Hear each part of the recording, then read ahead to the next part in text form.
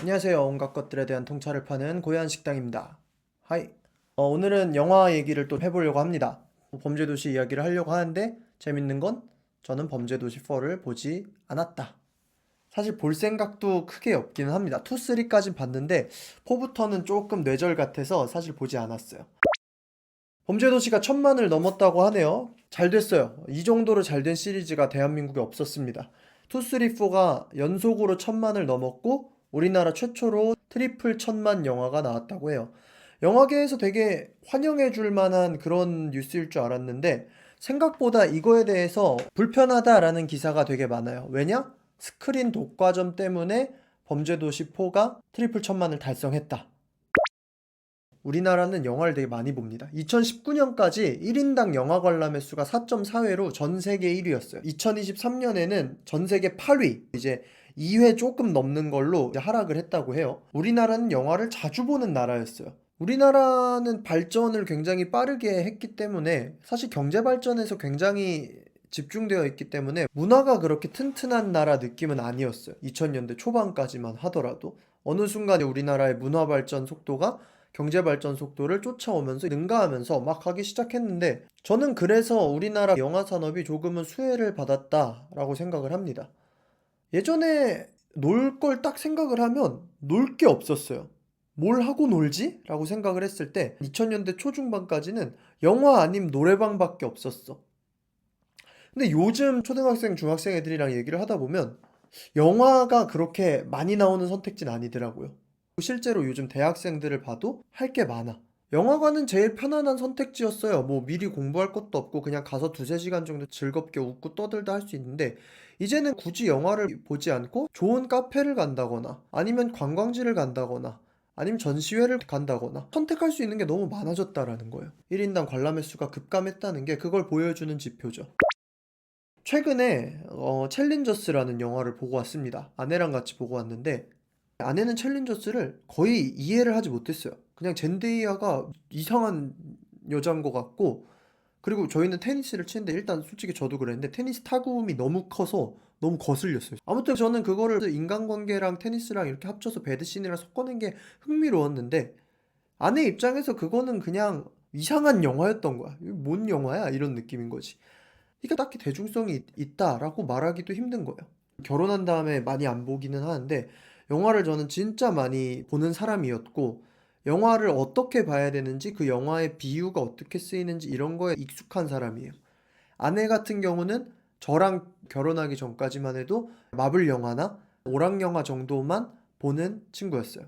억지로 영화를 몇 번 보러 간 적이 있는데 그중에서 제일 최악의 평가를 얻었던 게 바빌론이었어요. 도저히 못 보겠다고 1시간 보다가 나갔어요. 저는 바빌론 영화 보고 이게 대중성이 떨어진다라는 생각을 안 해봤거든요. 근데 아내의 반응을 보고 정신이 차려진 거예요.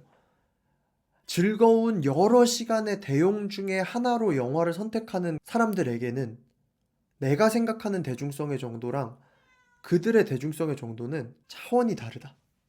그럼에도 불구하고 아내도 재밌게 본 영화가 있습니다. Everything Everywhere All at Once는 아내도 진짜 재밌게 봤어요. 근데 제가 이제 인생 영화라고 화양연화를 딱 틀어줬는데 아내가 한 15분 보더니 오빠 난 이건 못 볼 것 같아 라고 이야기를 하더라고요. 그러니까 대중성이라는 게 제 아내는 그래도 에어올 정도 재밌게 봤다고 하면 자기 취향에 맞으면 좀 난해한 영화도 볼 수 있다라고 저는 생각을 하는데 우리나라에서 1000만이 월등히 넘는 영화에게 필요한 거는 압도적인 퀄리티가 아니라 일정 수준 많은 사람들에게 그냥 적당히 재밌다라는 대중성이 확보가 돼야 된다라는 거죠. 그래서 지금 범죄도시에 대해서 이제 스크린 독점이다라고 불편해하는 반응이 영화계에서 더 많이 나오는 것 같아요. 근데 전 반대로 영화계는 이미 어드밴티지를 많이 받았다고 생각해요. 사람들이 할 게 없으니까 영화를 봤어요. 영화관에 그냥 놀러 간 거야. 무슨 영화든 상관없이. 근데 이제는 사람들이 영화를 보러 갈 때 특정 영화를 보러 가지 그냥 놀러 영화관에 간다라는 사람을 보기는 너무 힘들어요. 왜냐면 특히나 젊은 축, 뭐 젊은 축까지도 아니고 40대, 50대만 해도 넷플릭스를 너무 많이 보고 유튜브를 많이 보니까 영상물에 대한 자기 취향이 확실해질 수밖에 없어. 내가 좋아하는 영상물이 뭔지, 내가 싫어하는 영상물이 뭔지, 그리고 OTT에 퀄리티 있는 영상물들이 너무 많으니까 극장에 갔을 때 일정 퀄리티 이하의 영화를 보면 사람들이 실망감이 너무 큰 거야. 이게 영화관 시간이 한 두세 시간이면 거기 왔다 갔다 하는 시간과 뭐 외식하는 시간과 이런 것까지 하면 거의 하루 반나절을 영화를 위해 투자를 해야 되는 건데 거기에 대한 가치를 더 이상 한국 사람들이 느끼지를 못하는 거죠. 이제는 다른 선택지가 너무 많아진 거야. 저는 한국 관객들이 꽤나 차갑다고 생각을 합니다. 제일 기대하던 영화 중에 하나가 비상선언이었어요. 근데 보러 가지 않았습니다. 왜냐? 입소문이 너무 안 좋았고 평론이나 이런 것들을 보니까 제가 굉장히 싫어하는 쪽에 거의 사상주입식의 전개가 많아 보이더라고요. 그래서 저도 가지 않았어요. 그러니까 저도 생각보다 영화를 그렇게 좋아하진 않았던 거죠. 비상선언의 시작 스크린 개수가 적었느냐? 그렇게 적지 않았습니다. 외계인의 시작 스크린 개수가 적었느냐? 그렇게 적지 않았어요. 입소문이 잘못 퍼지면 기대 많지 못하다 실망스럽다라고 하면 우리나라 사람들은 그 영화를 보러 가지 않아요. 왜냐하면 영화관에 놀러 가는 게 아니라 특정 영화를 보기 위해서 가기 때문에. 이제 영화의 대결 상대는 영화가 아니라 수많은 취미야.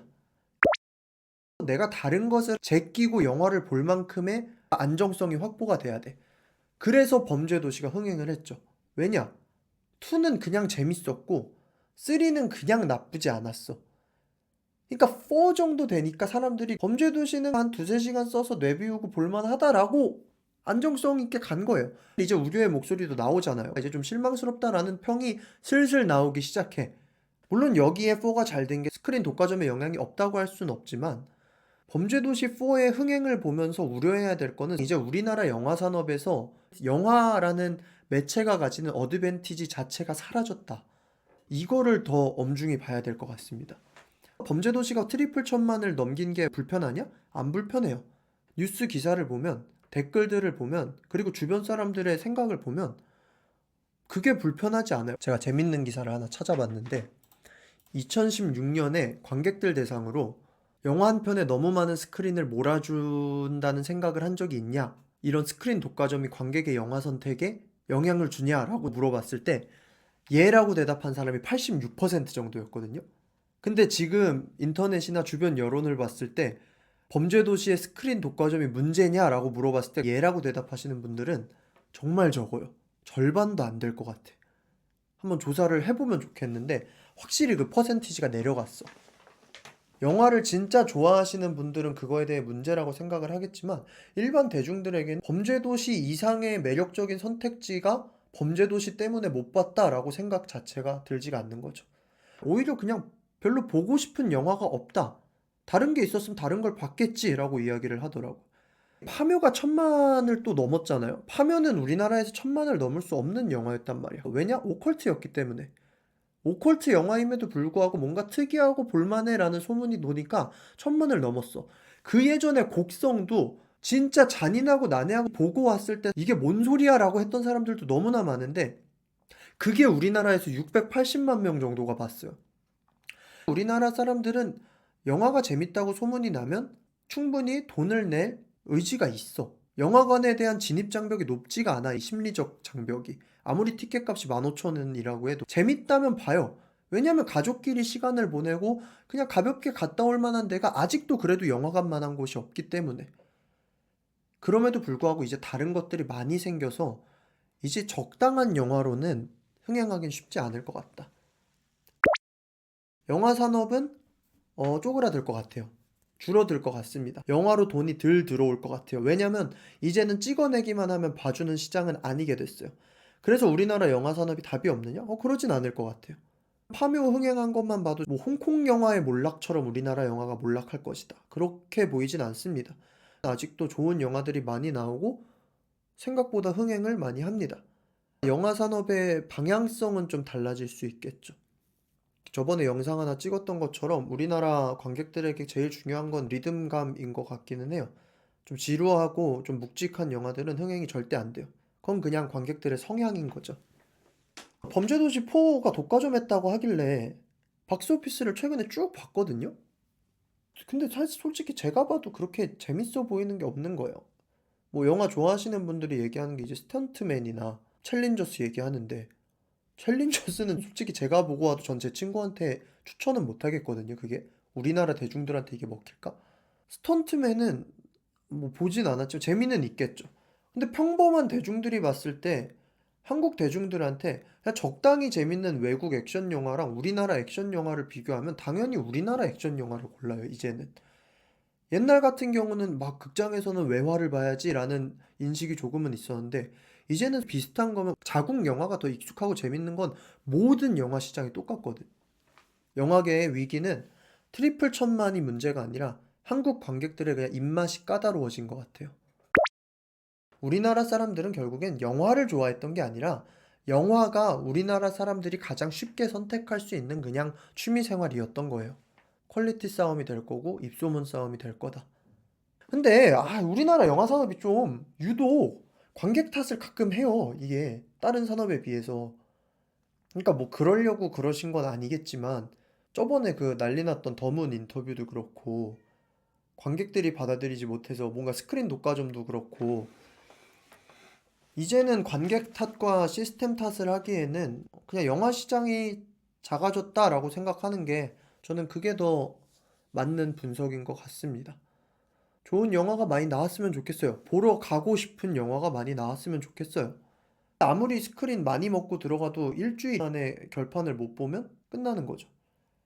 만약에 영화 시장 자체가 우리나라 규모에 맞게 쪼그라들면, 그러니까 다른 취미에 비교해도 난 영화 보는 게 좋아라는 사람들의 문화로 이제 영화 산업이 된다면, 그럼 오히려 막 오락 영화랑 그냥 좀 괜찮은 잘 만든 영화랑 비교했을 때 관객들의 비중이 이쪽 잘 만든 영화 쪽에 갈 거라고 생각을 합니다. 여러분들의 생각은 어떨지 궁금하네요. 저는 온갖 것들에 대한 통찰을 팔려고 하는 고요한 식당이었고요. 구독과 좋아요는 영상 제작에 많은 힘이 됩니다. 빠이.